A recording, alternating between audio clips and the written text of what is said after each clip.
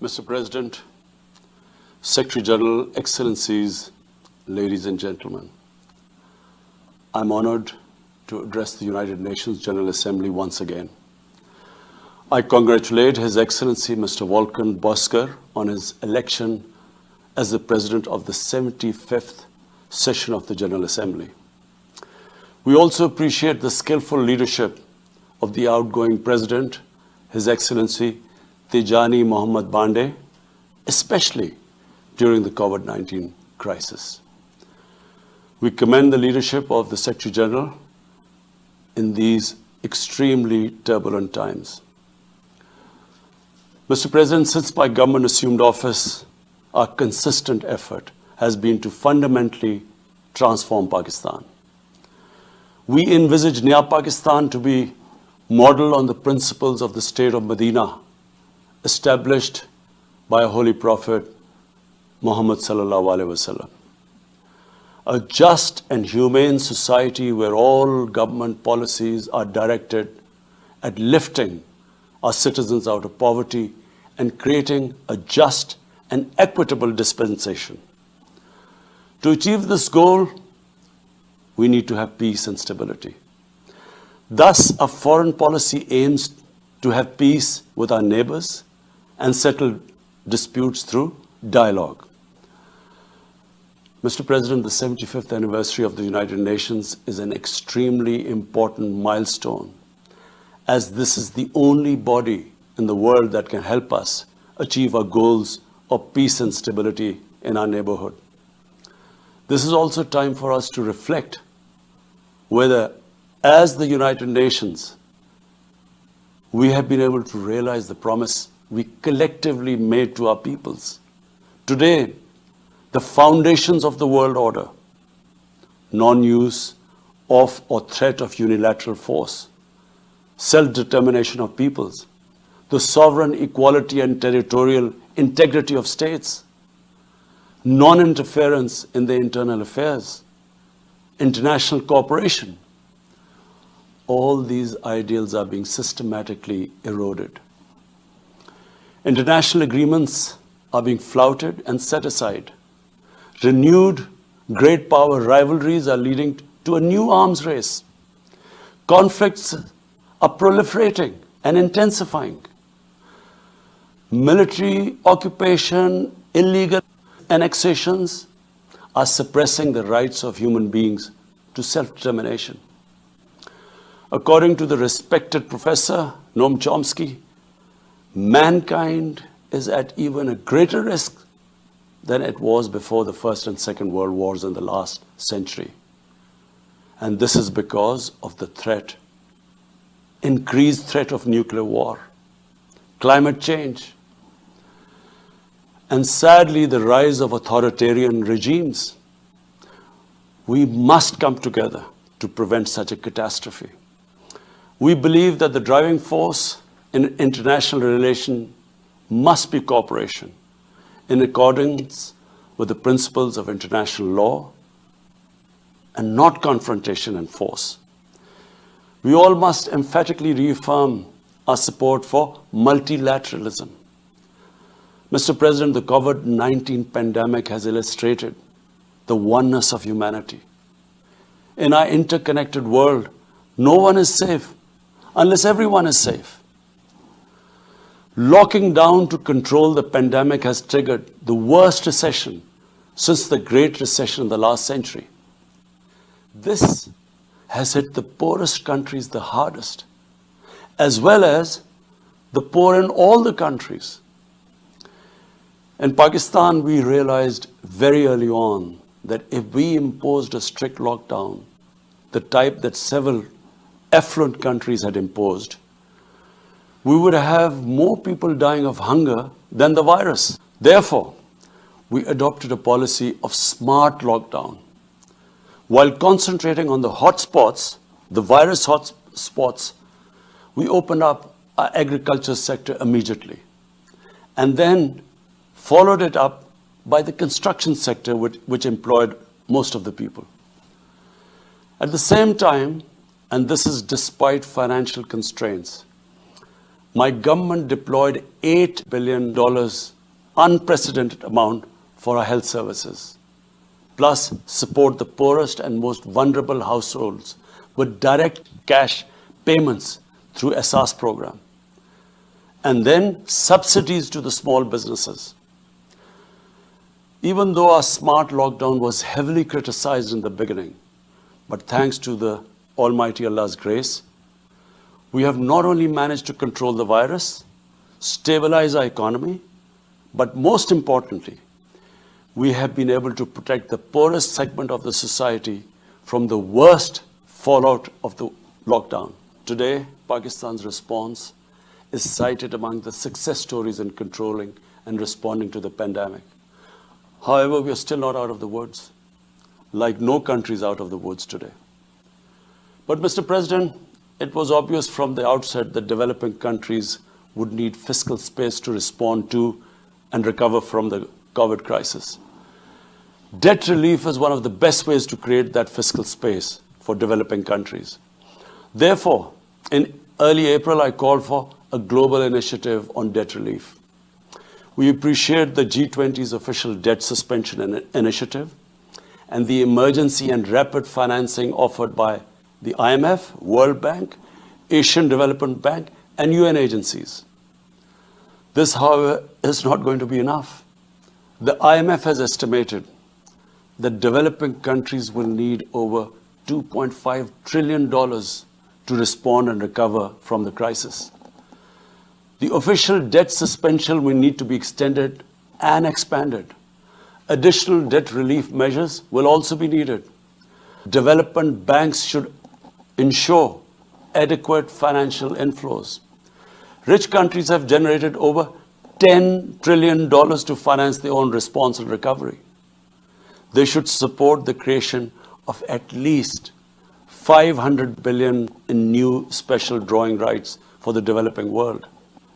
Mr. President, in my address to the General Assembly last year, I had highlighted the tremendous damage that illicit financial flows from developing countries to rich countries and to offshore tax havens cause. This leads to the impoverishment of the developing nations. Money that could be used towards human development is siphoned off by corrupt elites. The loss of foreign exchange causes currency depreciation. That in turn leads to inflation and poverty. The quest for getting back these stolen resources is nearly impossible, given the cumbersome procedures. Moreover, the powerful money launderers have access to the best lawyers. And sadly, because they are the beneficiaries, there is a lack of political will in the rich countries to curb this criminal activity. Mr. President, if this phenomena is unaddressed, it will continue to accentuate the inequality between the rich and the poor nations, and eventually will spark off a bigger global crisis, a far bigger global crisis than the present migration issue poses. The rich states cannot hold forth on human rights and justice when they provide sanctuary to money launderers, to their looted wealth. There are robust anti-money laundering and anti-terror financing regimes. I call upon this Assembly to take the lead in efforts to build a global framework to stem the illicit financial flows and ensure speedy repatriation of stolen wealth. It is important to realize that the aid that flows from rich countries to the developing world is minuscule compared to the massive outflows by our corrupt elites. Mr. President, this year, I must again reiterate the threat posed to mankind due to climate change. Unprecedented fires in Australia, Siberia, California, Brazil unprecedented floodings in various parts of the world, record temperatures, even in the Arctic Circle. This should make all of us worried for our future generations. Commitments made through the Paris agreements must be fulfilled. In particular, the commitment to mobilize $100 billion annually as climate finance. Pakistan's contribution to carbon emissions is minimal, but it is one of those countries most affected by climate change. Yet, we have decided to take the lead as we consider addressing climate change a universal responsibility.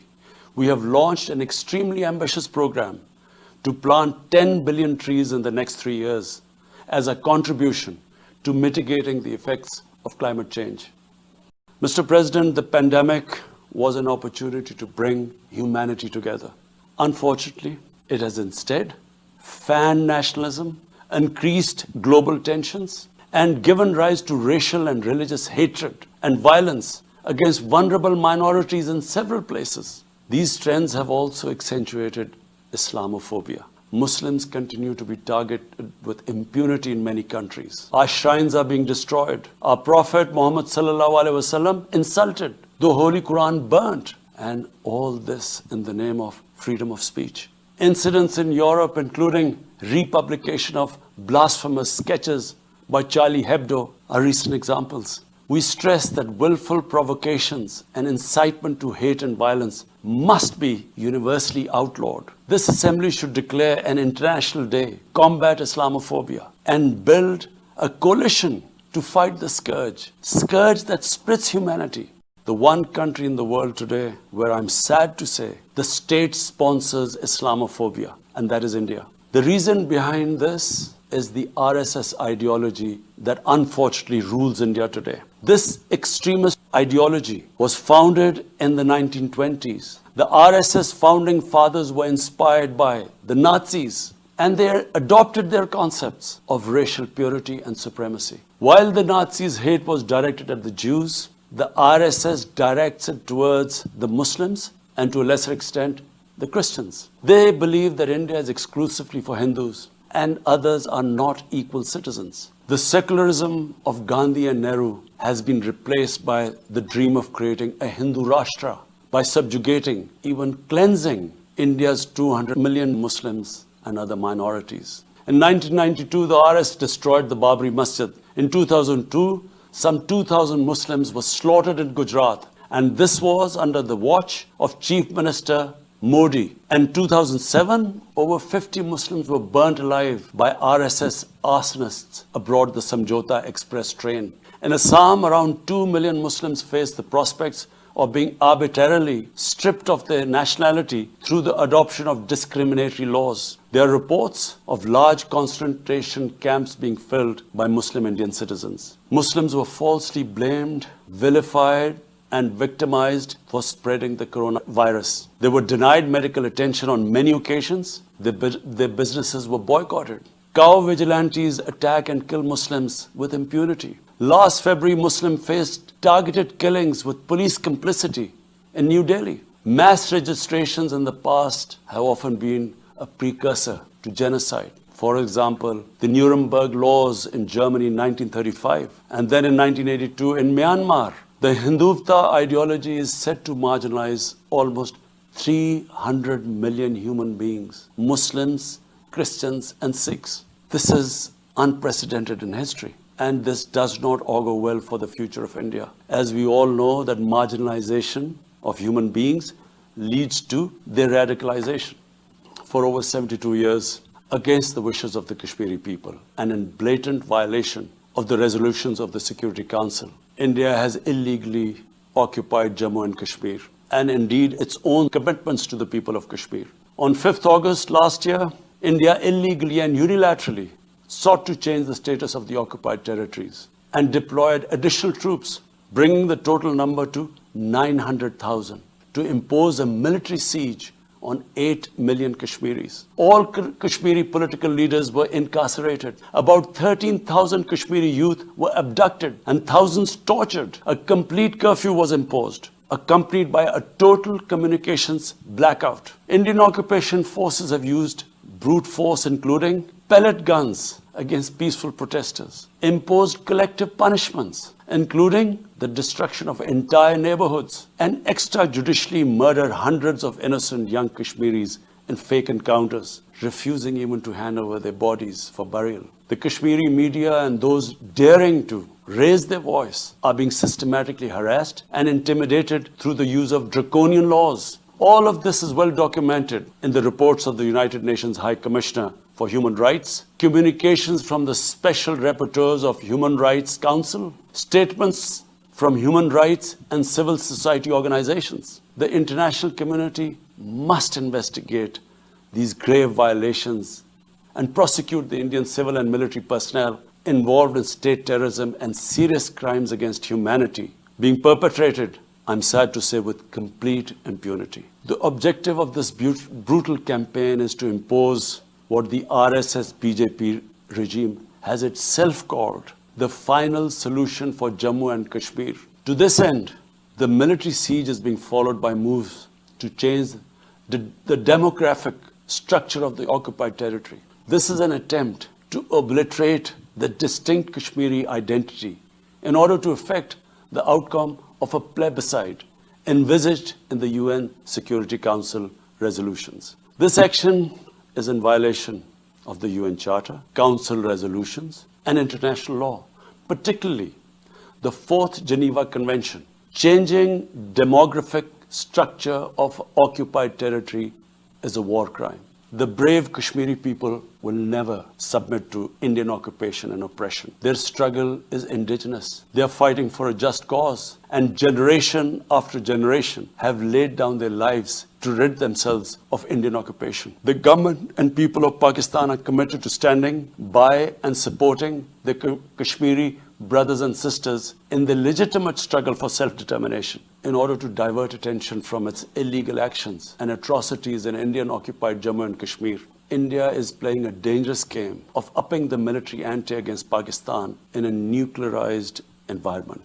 Despite constant Indian provocations and ceasefire violations along the line of control and the working boundary, targeting innocent civilians, Pakistan has exercised maximum restraint. We have consistently sensitized the world community about a false flag operation and another ill-conceived misadventure by India. My parents, Mr. President, were born in the colonial India, and I was the first generation that grew up in an independent Pakistan. I want to make it clear that any attempt by the fascist, totalitarian, RSS-led Indian government to aggress against Pakistan will be met by a nation that will fight for its freedom to the end. And there will be no durable peace and stability in South Asia until the Jammu and Kashmir dispute is resolved on the basis of international legitimacy. Kashmir has been rightly described as a nuclear flashpoint. The Security Council must prevent a disaster conflict and secure the implementation of its own resolutions, as it did in the case of East Timor.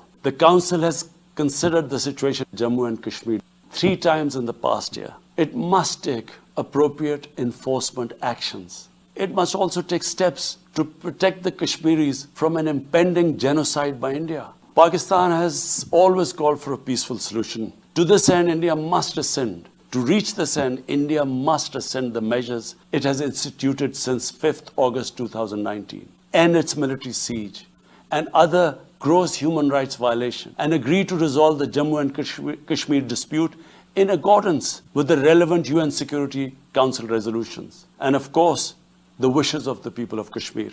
Pakistan's desire for peace in our region is also manifest in our efforts to promote a political solution in Afghanistan. I have consistently maintained over the past 2 decades that there is no military solution to the conflict in Afghanistan. The only way forward was and is a political settlement, which involves the full spectrum of Afghanistan's political actors. Pakistan fully facilitated the process that culminated in the US-Taliban peace agreement on 29 February 2020. Pakistan is deeply gratified that it has fulfilled its part of the responsibility. The Afghan leaders must now seize this historic opportunity to achieve reconciliation and restore peace in their war war-torn country. Through the intra-Afghan negotiations that commenced on 12th of September, they must work out an inclusive, broad-based and comprehensive political settlement. The process must be Afghan-led and Afghan-owned, and without any interference or outside influence. Early return of Afghan refugees must be part of this political solution. After almost 2 decades of war, it is imperative not to allow spoilers within and outside Afghanistan to subvert the peace process. Peace and stability in Afghanistan will open new opportunities for development and regional connectivity. Palestine remains a festering wound. A just and lasting settlement is indispensable for the Middle East and actually the world. Illegal annexations of Palestinian territory, the building of illegal settlements, and the imposition of inhuman living conditions on the Palestinian people, especially in Gaza, cannot bring peace to a troubled region. Pakistan continues to support a two-state solution in line with the UN General Assembly and Security Council resolutions within the international agreed parameters, and they are pre-1967 borders, and Al-Quds, Al-Sharif as the capital of a united, contiguous and independent Palestinian state. Mr. President, the United Nations remains the best legitimate avenue for collective action in managing international conflicts, fostering peace and security, promoting equitable development and addressing global problems. I urge the Secretary General to take the lead in preventing global conflicts. He should convene summit-level meetings to address regional hotspots and resolve outstanding disputes. The United Nations should be made fully responsive to the challenges of our times. A comprehensive reform of the United Nations, including the Security Council, is essential to promote greater democracy, accountability, transparency, and efficiency. Pakistan will continue to participate actively in this process and endeavor with other member states to build a world where conflict is outlawed and equitable prosperity for all pursued in conditions of peace and security.